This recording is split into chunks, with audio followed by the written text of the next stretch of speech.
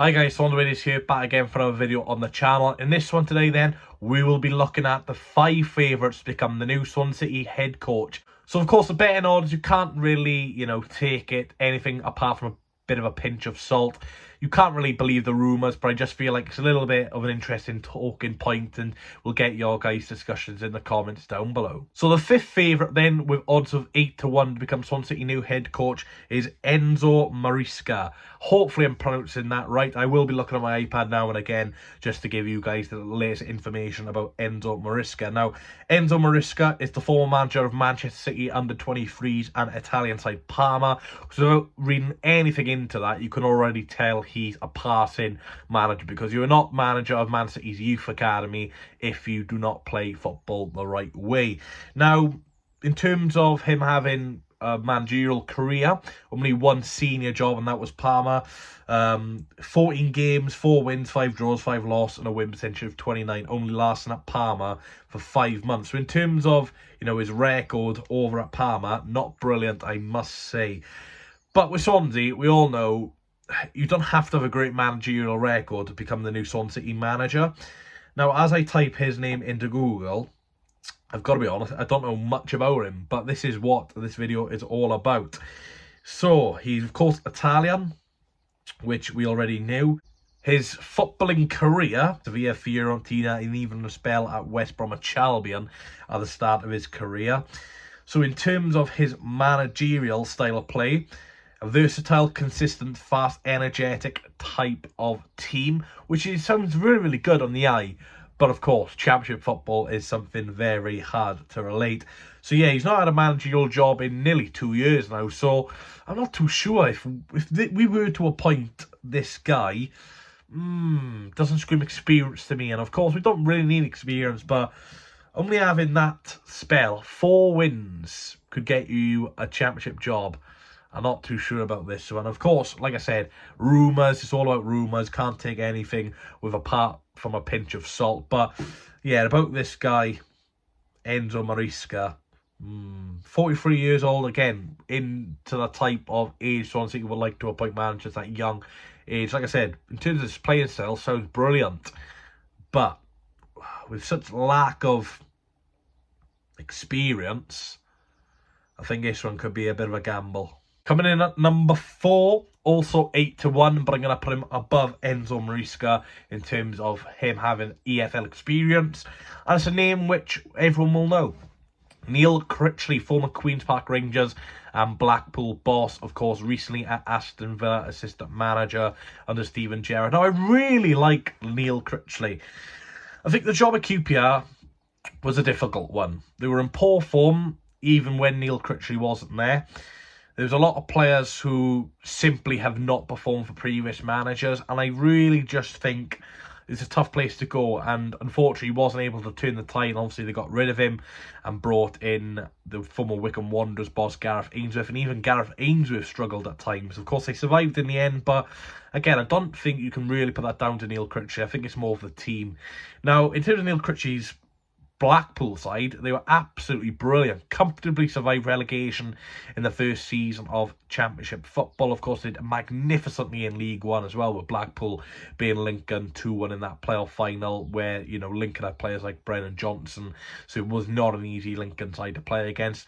I really like Neil Critchley. His style of play sometimes is a bit more direct, but against the lesser teams which Blackpool faced, which wasn't very often, they did play a nice passing style play. But yeah, Blackpool under Neil Critchley is a fantastic choice. Of course, he is linked back again with the Blackpool job, which for me would be a great appointment, because I really like Blackpool as a team and I really like Neil Critchley as a manager. Again, there'll be question marks over Neil Critchley from Swansea City fans about his time at Queen's Park Rangers. But, you look at his time at Blackpool, spent nearly 2 years there, 109 games, 47 wins, 35 draws, 37 losses, a win percent of 43%, which isn't too bad in terms of Blackpool because they were in a championship as well. But his stats at QPR is a really damning one. 13 games, 1 win, 5 draws, 7 losses, and only 8% win record. But like I said, that QPR job is a lot of it was so hard. You know, you've had 3 managers from last season, and not any of them did incredibly well, really.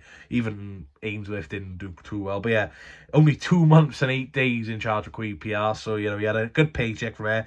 Hopefully, he's in the mood to get back into football because, like I said, if he can get Blackpool, no disrespect to them, but a good playing, passing style, then, you know, he'll have the time of his life with Swansea, and I would really be under this if they happened. The third choice to become Swansea City manager is a manager who turned us down before Russell Martin came in charge. John Eustace is 6-1 become the next Swansea City boss. Now, I'm going to be honest, I can't see this happening for the life of me. Birmingham are having new owners come in.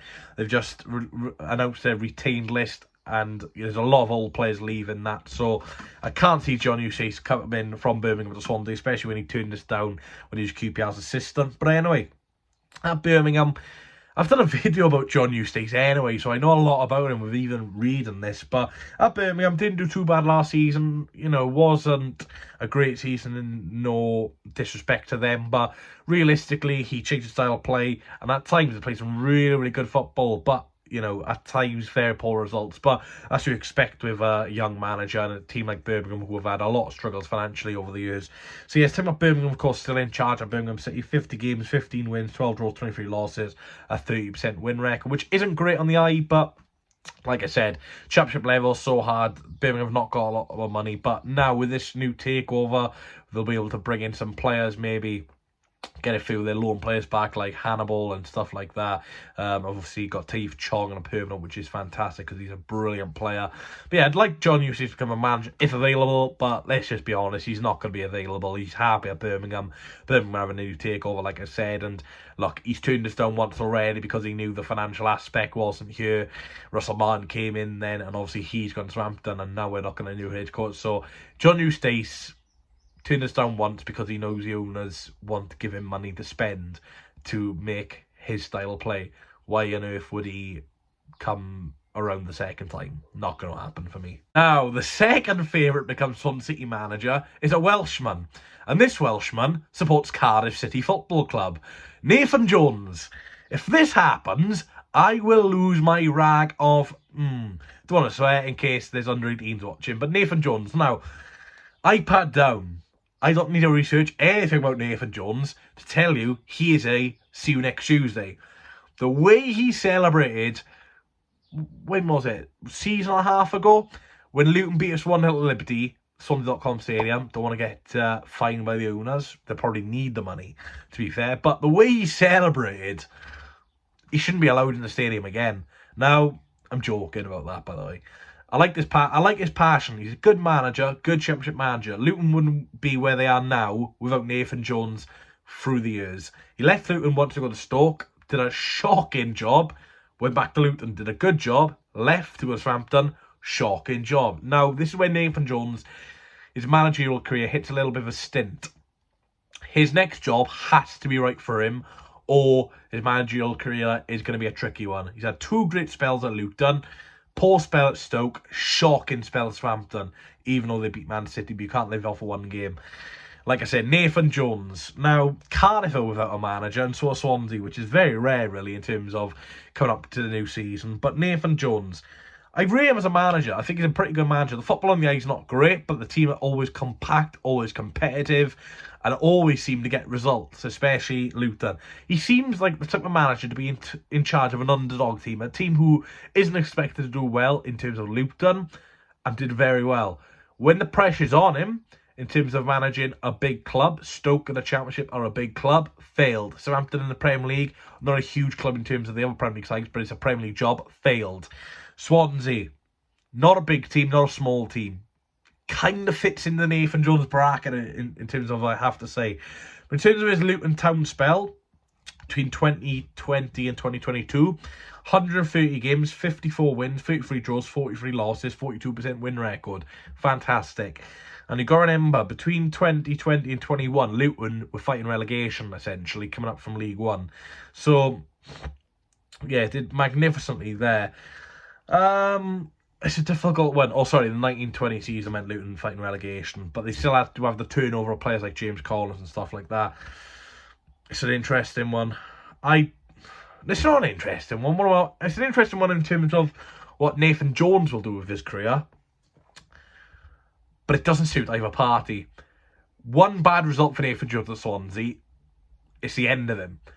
Nathan Jones, good manager, but there's some things you don't go to. If you're a Swansea fan, you don't go to watch Cardiff unless it's Cardiff Swans. If you're a Cardiff fan, you don't come to Swansea unless it's Cardiff v Swans or Wales games. If you're Nathan Jones, you're trying to get your managerial career back on track, you need to find the right club. You do not go to the team you support, hate. Simple as that. Now, hopefully the owners don't give him an interview. But if they blimmin' heck do give him an interview, hopefully Nathan Jones realises this won't be a good decision for either party. Because if you look at Blackpool, Michael Appleton has Preston links. Reportedly had a Preston season ticket when he was younger because he supported Preston. Did a right first couple of games. Beat Preston. Bang. Bad result. Bad result, bad result. 3 bad results. Appleton out to Chantley away, end at Wigan. Gone. That's all it takes. If Martin has a couple of bad games for Southampton, fans are okay with it. New manager, new philosophy. No real links to Southampton. Nathan Jones at Swansea, he has a couple of bad results. Cardiff fan, he wants to send us down, he's an agent, bang. It just can't work. It can't work. For the life of me, I don't know how he's second favourite. I think it's just lazy journalism, to be honest. But if he does become Swansea manager, wow, could be a difficult season next year. Now, the favourite to become Swansea boss with 5-1 odds at the time of recording is Kevin Muscat.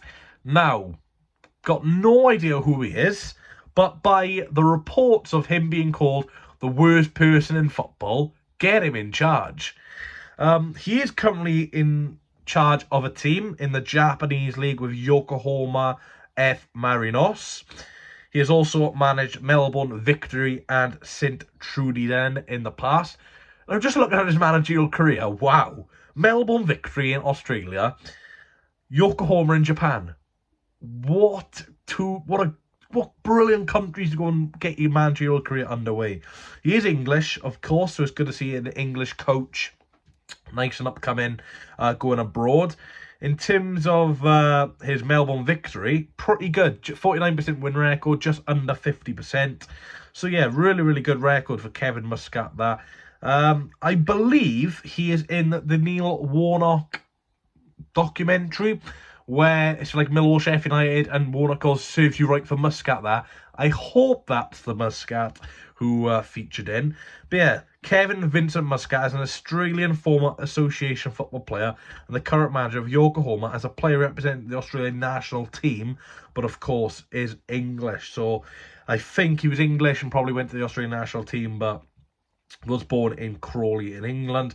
In terms of his senior career, wasn't great. Played for Millwall, Rangers, Melbourne Victory, Crystal Palace.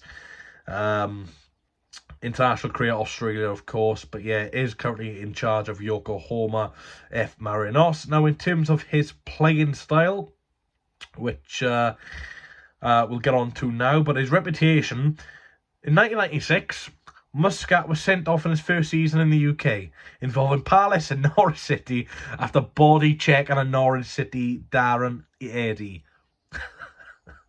This guy is the English Nathan Jones, just an absolute shithouse.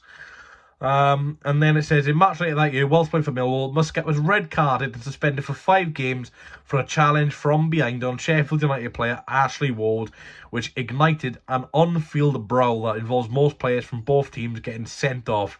And Blades manager Neil Warnock was seen shaking hands while also saying, serves you right for effing Muscat that, which of one being former Chelsea City manager Jody Morris, who of course was linked with the Swansea manager before. So yeah. Yeah, brilliant. It just sounds absolutely brilliant. So in terms of his managerial career then, began as assistant coach at Melbourne Victory. After a couple of poor results, he was appointed caretaker coach of Melbourne Victory. Didn't have a great tenure there. But his second year in charge, he guided Melbourne Victory to an A-League Premiership, double in 2015, which is brilliant for them. In 2020, when he was in charge of the Belgian First Division, St. Trudens, after 6 months he was sacked due to poor results, which of course isn't brilliant. But again, is young, 43 years of age, I do believe.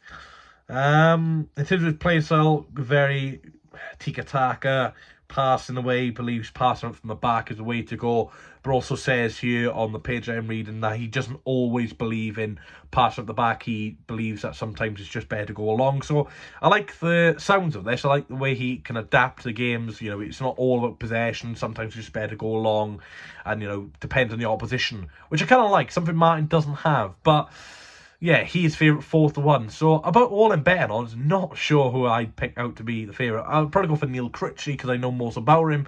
But, you know, Kevin Muscat's an interesting one. Nathan Jones, of course. That's interesting. But let me know, guys, who do you want to become the next Swansea City manager? Might not even be on my list. These just the betting odds who presume will be the next manager of Swansea City. But we all know the betting odds could be wrong because Russell Martin was nowhere near the favourites last time with the head coach. But anyway, hopefully you guys enjoy. Please leave a like, comment, subscribe. Those are the top 5 favourites to become Swansea City head coach. And yeah, could be an interesting summer. Who will we appoint? Surely it won't be Nathan Jones.